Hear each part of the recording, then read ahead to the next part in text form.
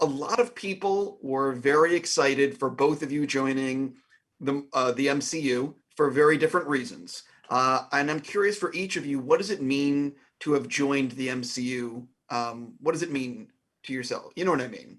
Well, for me, I'm just a huge fan of the MCU. I'm a big nerd, as you know, big geek. I grew up reading comic books, playing video games, watching movies. I love these movies. I've been watching superhero movies since I can remember. They're my favorite, and I love sci-fi. And so it was exciting to me because this is exactly my favorite genre of movie, like two of them together, like a big sci-fi, philosophically dense epic, and a superhero movie at the same time. So, I can't believe my luck. Yes, you made me remember this one time that I stole my sister's box of Marvel comics, and I left them outside in the rain, and her whole collection ended up getting soaked. So I don't know, maybe this kind of makes up for that in a way. Sorry to my sister. 100%. Do you guys think that if the Eternals were allowed to fight Thanos on their own, that they would have won, or would Thanos have beaten them? I think that you just described our next movie, right?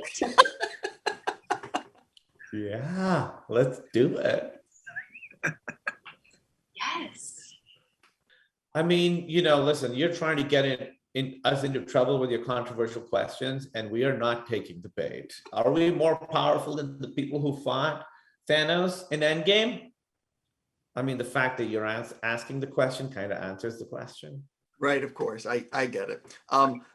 When you guys were meeting with Chloe and with Marvel to talk about your roles in the movie, did you guys get into these conversations of how powerful is my character? What can I actually do? Like, what damage would kill me? Like, did you ask those kinds of questions? Did you debate who's the most powerful Eternal? Can you sort of talk about that? The first time that I sat down with Chloe and Nate Moore, it was more about just broad strokes.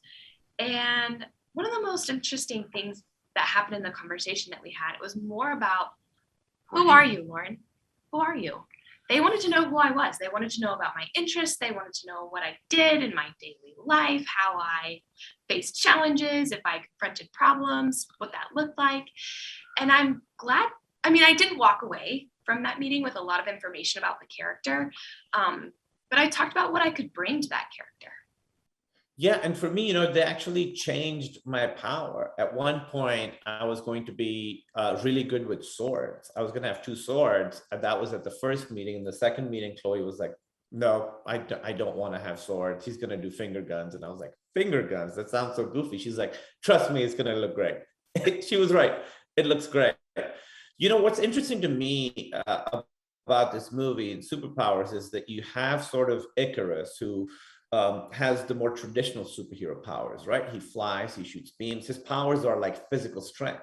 On the other end of the spectrum, you have Sersi, whose powers are very nature-based, right? She turns things into flowers. She can change like nature. She can affect matter.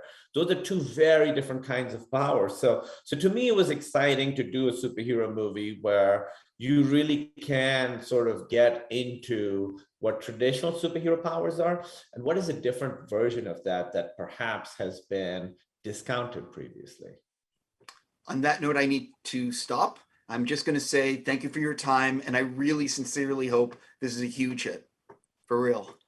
Oh, man, tell everybody to see it. I definitely shall. On that note, thank you so much for your time. Have a great day. Good seeing you.